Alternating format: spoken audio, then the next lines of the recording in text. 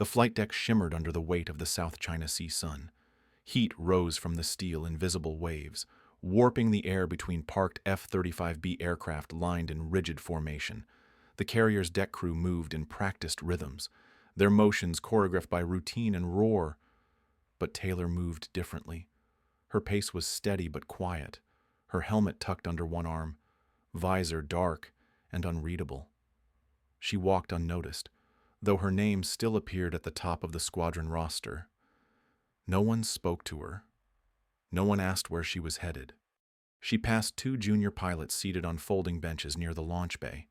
One was tightening the strap on his glove, the other nursing a bottle of rehydration fluid, his cheeks flushed beneath his helmet.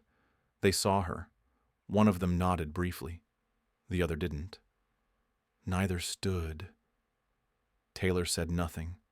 Her boots rang softly against the deck. She adjusted the strap of her harness once and kept walking. Above her, a formation of seagulls swept across the thick sky, briefly visible through the waves of heat rising from the tarmac. The morning drill brief had come through encrypted channels hours earlier. It was a routine intercept run, simulated aggression, no live fire. A Chinese stealth aircraft was expected to fly close to the buffer zone but remain just outside. No engagement was authorized. The F-35Bs would hold formation, track the contact, and disengage after visual confirmation. Taylor had flown this drill 6 times in the past 2 months. Today would have been the 7th. From the launch control station, the operations chief called flight ready. Helmet visors snapped down in unison. Jets taxied forward, engines rising to a deafening pitch. Taylor watched from behind the safety line as her squadron launched one by one into the blistering sky. Her jet, Lightning IV, remained parked at the edge of the flight line. She was not in the rotation, not today.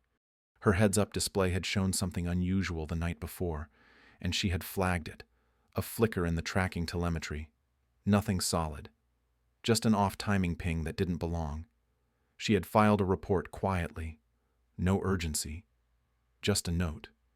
The commanding officer had thanked her with a clipped reply. That morning, her name was gone from the list. The intercept began on schedule. Taylor stood behind the tinted glass of the secondary control booth, helmet still cradled under her arm, her eyes fixed on the digital flight path board. Vandal, the squadron's youngest and most aggressive pilot, had taken point in Lightning III. His signal twitched on the screen, jerking a half-second ahead of every formation adjustment. Taylor leaned slightly forward. The Chinese jet came into view at the edge of the detection field. It followed the expected course, moving parallel to the boundary but not crossing. All aircraft were ordered to maintain formation and shadow from a distance. The pilots responded as expected, except one. Without warning, Vandal peeled off. His jet tilted into an angle just sharp enough to signal defiance, and then he accelerated, breaking formation to close distance. The comms lit up immediately, sharp and clipped. Lightning III, return to pattern. You are not cleared to engage. No response. Taylor's grip tightened around her helmet. The Chinese jet never reacted. It banked smoothly away from the airspace edge and disappeared over open water. Vandal remained in pursuit for 10 seconds too long before finally looping back to his place, in formation, on the board. His path showed a clean arc. On paper, nothing happened. In the debriefing tent, the air was stale with recycled cooling. Vandal stood casually to one side, gloves tucked through his belt loop, a faint grin barely hidden. Taylor stood across from the commanding officer and Skull Herring, the executive officer, her arms folded with precision. That maneuver was not authorized, she said evenly. Skull rubbed the bridge of his nose and shrugged with one shoulder. It was situational. He replied, aggressive.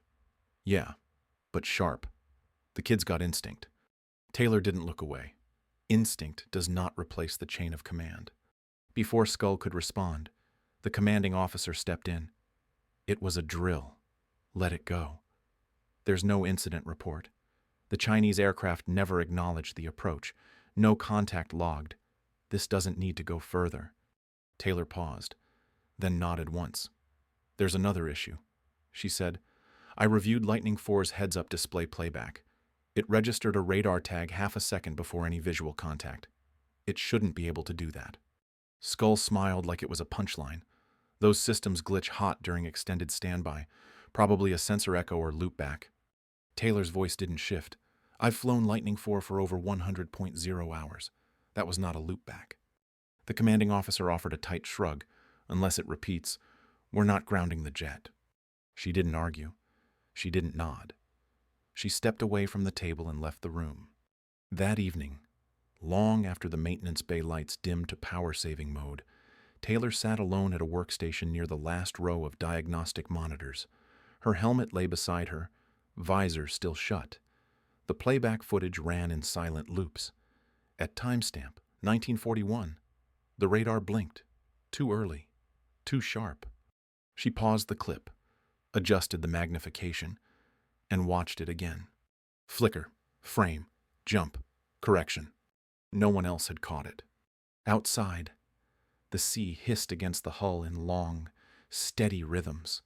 The rest of the ship had gone quiet. Taylor leaned back in her chair, eyes on the screen, the glow of the monitor painting faint lines across her flight suit. She pressed rewind, then watched it again.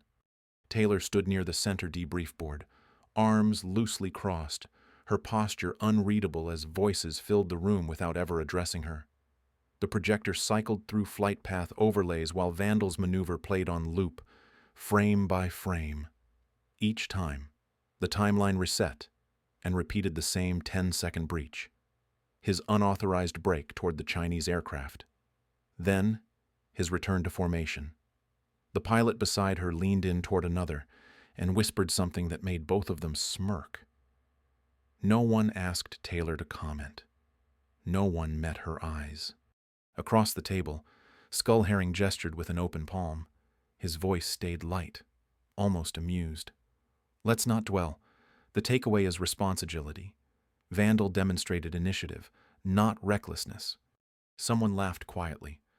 Taylor's jaw shifted slightly, but she didn't speak. She waited through the remainder of the session, still and silent, offering no commentary even when her name was called to weigh in. By that point, the commanding officer had already moved on to fuel cycle metrics. It was performative. A courtesy offered with no intent to listen. When the room emptied, she approached the panel to submit her heads-up display diagnostics. She keyed in her credentials. The system paused, then flagged her access as expired. She tried again. Same result. The screen blinked twice and returned to the login prompt. She crossed the corridor to admin, helmet under her arm. A young operations tech looked up from his desk, recognized her badge, and offered a tight smile. Flight logistics are handling those now, he said. You can route it through support intake. She blinked. Since when? He hesitated. Last cycle. Reorganization directive. Taylor said nothing. She turned without expression and returned to her quarters. The data she needed was already on her portable drive. That night, while the ship rolled gently under a curtain of warm haze, she sat alone at her bunk's recessed terminal. The glow from the screen washed over her arms as she watched telemetry playback. 4 frames, staggered across the display. She adjusted their sync by hand, frame by frame. 2 of them aligned almost perfectly with intercept doctrine used by the People's Liberation Army. The angles, the velocity windows, the roll rate acceleration. They weren't identical, but they were precise enough to know they were not random. Her eyes narrowed. She cross-referenced archived red team exercises from 2 years prior. The match was clear. Someone was flying American jets using Chinese strategy. She saved the sequence, encrypted it, and logged a private timestamp in her drive. 30 minutes later, the door to the compartment clicked open. Skull Herring stepped in with no knock. He wore a loose overlayer and held nothing in his hands. Working late, he said. Taylor turned her chair but didn't rise. Analyzing mission overlays. His tone stayed casual. We already logged those. Official versions were clean. She kept her voice steady. I ran raw headers from Lightning IV's heads-up display. There are overlaps in the intercept angles. 2 route trees match red team profiles from training year 23. He exhaled slowly and stepped closer. Taylor, I know how your brain works. I know you're wired to question edge cases, but this isn't one of them. These systems are complicated. Ghost artifacts happen all the time. And after what happened with your prior unit, she stood up before he could finish. This isn't about my history. It's about what we're flying. There's a known cyber exploit that can spoof a heads-up display just long enough to slip telemetry. If someone tested it here, he cut her off, not loudly, just firmly. No one is testing anything. Do you want to keep flying or not? The silence was long and direct. Taylor stared at him. I haven't flown in 2 weeks. He didn't answer. He just nodded once toward the terminal and stepped back. By morning, the file was gone. Her drive folder was empty. The password-protected folder showed a blank index. No history. No logs. She checked the local terminal backup. It was wiped. When she requested tracking from support intake, the clerk told her no such request had been filed. Her name didn't appear on the new rotation list. The hangar deck swelled with activity as the squadron prepped for another launch cycle. Jet covers came off. Fuel lines hissed. A crew member clipped a tether to Vandal's aircraft as he jogged up the wing, his stride easy, effortless. Taylor walked behind the carts, unnoticed. Her helmet sat where she had left it on the bench the day before. No one touched it. The visor reflected only sky. A junior pilot stepped past her, close enough for his shoulder to brush hers. His voice was too casual. Careful. If you stare at a console too long, she'll say it's hacked. Another voice behind him added, Only thing corrupted is her clearance. The laughter followed them. It wasn't loud, but it was public. Taylor picked up her helmet without reacting and walked toward the rear scaffolding. She didn't turn around. She didn't speak. She sat near the edge, alone. The ocean steady beneath the hull. The jets behind her lit with afternoon glare. None were hers. She powered on her portable terminal and retyped the file name that had been erased. Then she started again. Taylor lay beneath the open access panel of Lightning 4, arms streaked with sweat and hydraulic fluid. The wrench in her hand clicked softly as she adjusted the last tension bolt on the port side control actuator. No one had asked her to be there. No maintenance ticket, called for inspection. But she came anyway. Each day, checking alignment by hand. The tools didn't argue. They didn't answer either. She stood slowly, knees stiff from the heat trapped between the fuselage and the deck. Her flight suit clung to her back. A fresh stain of oil ran from her wrist to the elbow. The rest of the hangar was loud with clanking lifts and voices calling off checklists. But around her there was only space. Her helmet rested on the wing root, visor down, blank as glass. She picked it up, checked the collar ring, and set it gently inside the cockpit before climbing down without a sound.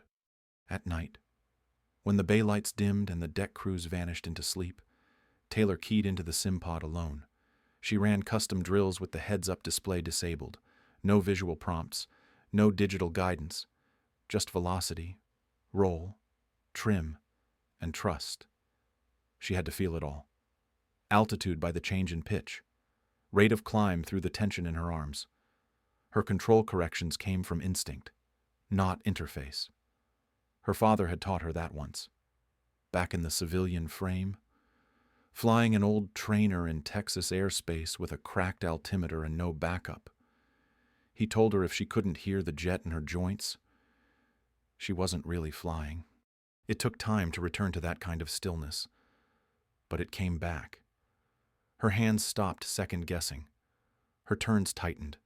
Her vertical hold steadied. She could bank a full arc through simulated cloud cover without a single alarm trigger. Every successful run. She wrote a single note in her own composition book. No digital trail, no cloud archive, just pencil. 1 page per test. Her handwriting stayed small and exact, even as the pages filled. 3 weeks off rotation and not a word from command. She began mapping intercept arcs by hand, using thin ruled graph paper and reference models from previous drills. The results kept folding in on themselves. Every rogue loop, every near border pass, every escape turn executed by the Chinese ace followed mirrored doctrine from American training manuals, route trees, inversion chains, stall recovery vectors. It wasn't similarity, it was copy. Flight fingerprints made visible by repetition. No external radar would ever catch that, but Taylor saw it. Not once. Dozens of times. She folded the marked sheets into an envelope and slipped them inside the lining of her flight bag. Then she pulled a second copy, red ink only, and taped the overlays to the inner wall of her bunk. The outlines stared back at her each night. Confirmation, without acknowledgement. Skull Herring found her beneath the wing of a grounded trainer one evening, wrist deep in a control cable tensioner. He didn't bark or demand. He crouched beside her, arms resting on his knees like it was just another drill day. "You're not cleared to act on theory," he said, not quite confrontational. Taylor didn't look up. "Then don't call it theory. You're not in command anymore. I never stopped flying." She stood, clipped the cowling shut, and walked past him without waiting for a reply. That night, she backed up her entire flight log to a drive without network connection. She placed her helmet on the center hook above her bunk and looped her gloves across the latch. She checked her boots. She removed the original paper overlays from the wall and sealed them in plastic. They smelled faintly of graphite and solvent. By morning, the storm had pushed in hard. The air rolled over the deck in hot gusts, dense with ocean static and hanging heat. Radar visibility dropped. Wind shear warnings triggered across all bays. Outside the ready room, launch calls paused. Movement stalled. Even the intercom grew quiet. Taylor sat alone beneath the red glow of the alert console. Her flight suit was soaked down the back from her earlier crawl under Lightning 4. Her helmet rested on her lap. The alert screen flashed again. Contact at the edge of the buffer zone. Holding pattern. Then, a slow curve inward. Protocol required a 3-ship intercept on any repeat breach. 2 weeks ago, she would have been first to launch. She glanced toward the entryway. No one came. Her name had not been called in 3 full cycles. The red light pulsed above her in steady rhythm. On the monitor, the rogue signal ticked west. It moved like a test run, not aggressive, just familiar, too familiar. She pulled up the raw feed from Lightning 4. The flicker was still there, 1 frame early, then self-corrected, just like before, just like the Chinese ace. No overlays, just timestamps and data. She reached for her notebook, opened to a blank page, and began to write. No urgency, no frustration, just readiness. The alarm hit just after first light, the flight deck still slick from pre-dawn condensation. Taylor was already on her feet when the voice came over the loudspeaker, calling out an unidentified aircraft approaching the buffer zone. Same vector, same silhouette, no scheduled drills, no warning. From the far end of the hangar, Vandal bolted toward Lightning 3, half-zipped flight suit flapping, helmet under one arm. Taylor stood beside Lightning 4, her jet dormant and sealed. She didn't move as he climbed in without clearance. He ran his own checks, throttled forward, and was already rolling before the control tower tried to cut him off. Inside the operations booth, overlapping voices filled the channel. Skull was shouting at a supervisor to hold launch, the commanding officer demanding confirmation that no scramble had been authorized. But no one took responsibility. No one acted. Taylor moved without a word.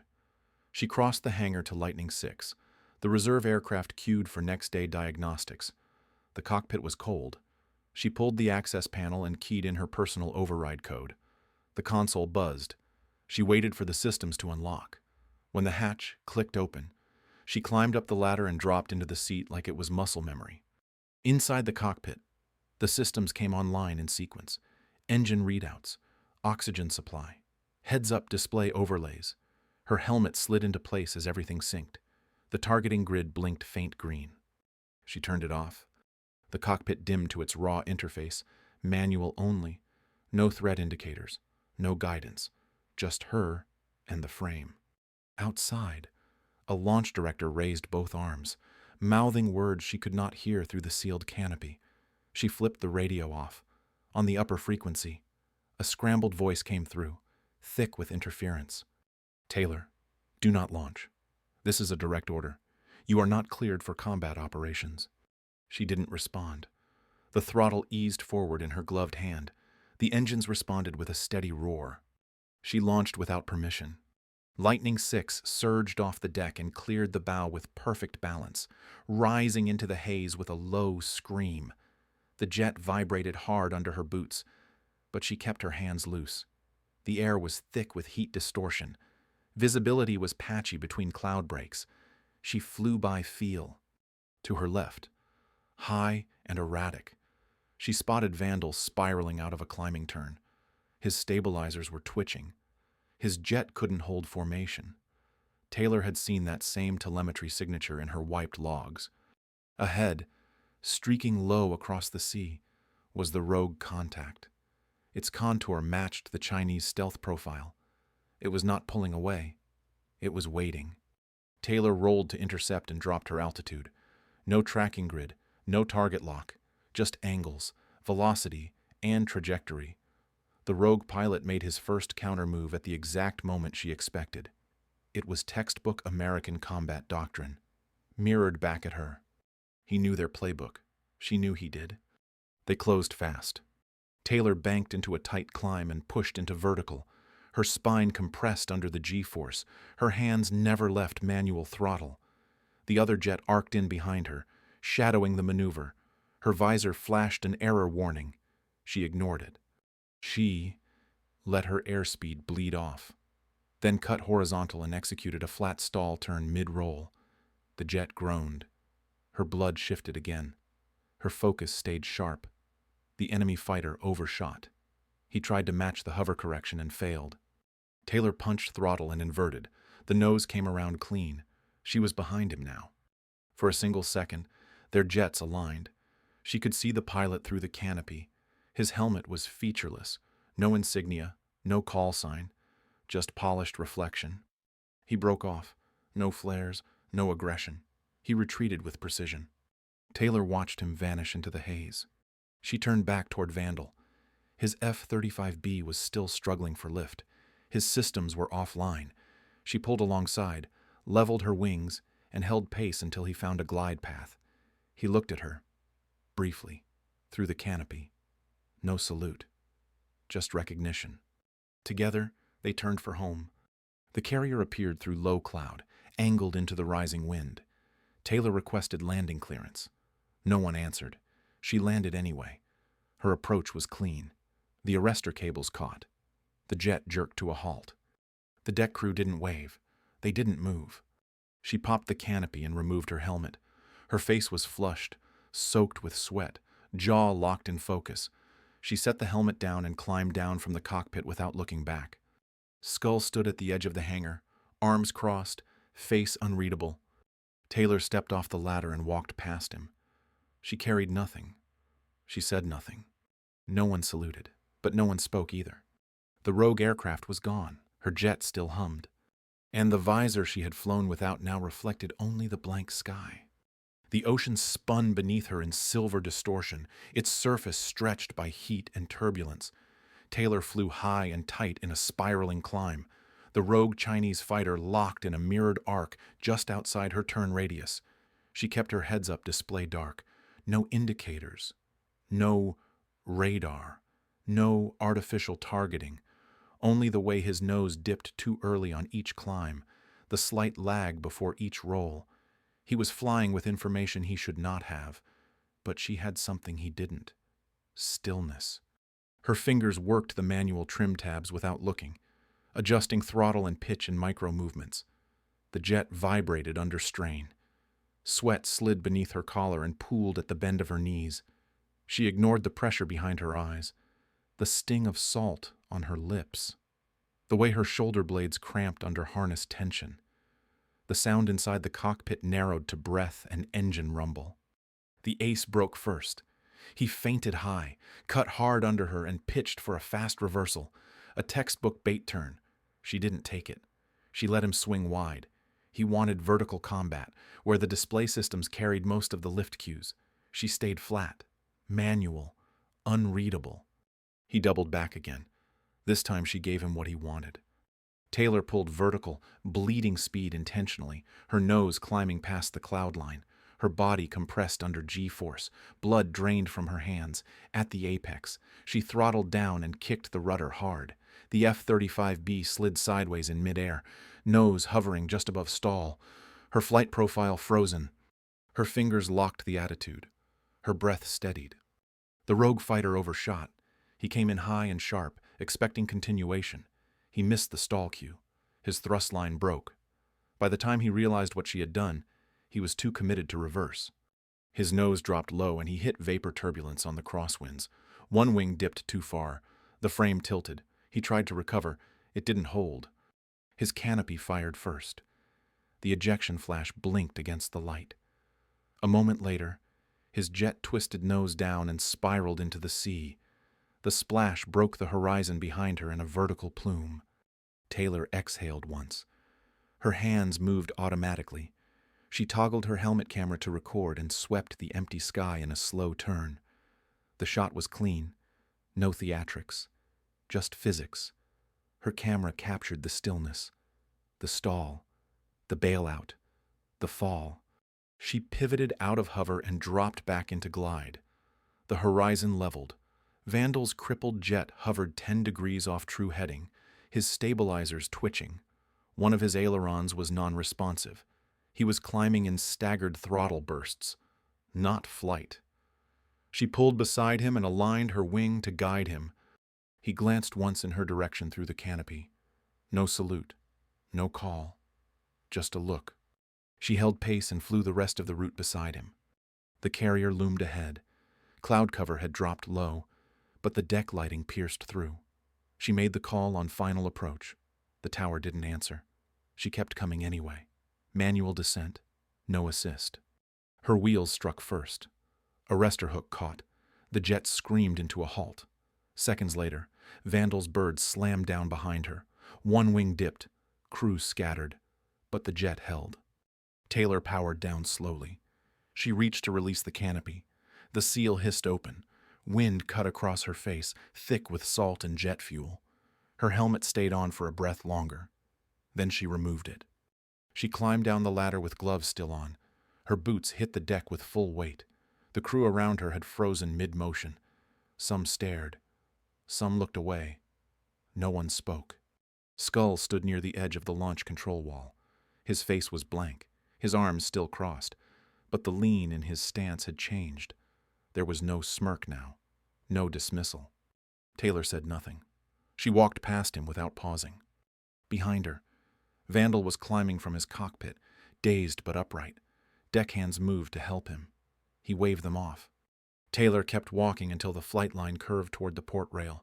She turned once, looked back. The rogue fighter was gone. No trail, no debris. Just see. She removed her gloves one finger at a time, clipped them to her belt, then pressed the save sequence on her helmet's camera. The red light blinked, the footage stored. Her visor caught a reflection of the empty sky overhead. She didn't smile. She didn't speak. She turned and walked toward the hangar. The inquiry room was windowless and silent. A long table stretched between 2 rows of brass nameplates. Overhead lights cast an even glow, bright enough to show the discomfort no one voiced. Uniforms lined both sides. Senior command, technical advisors, policy observers.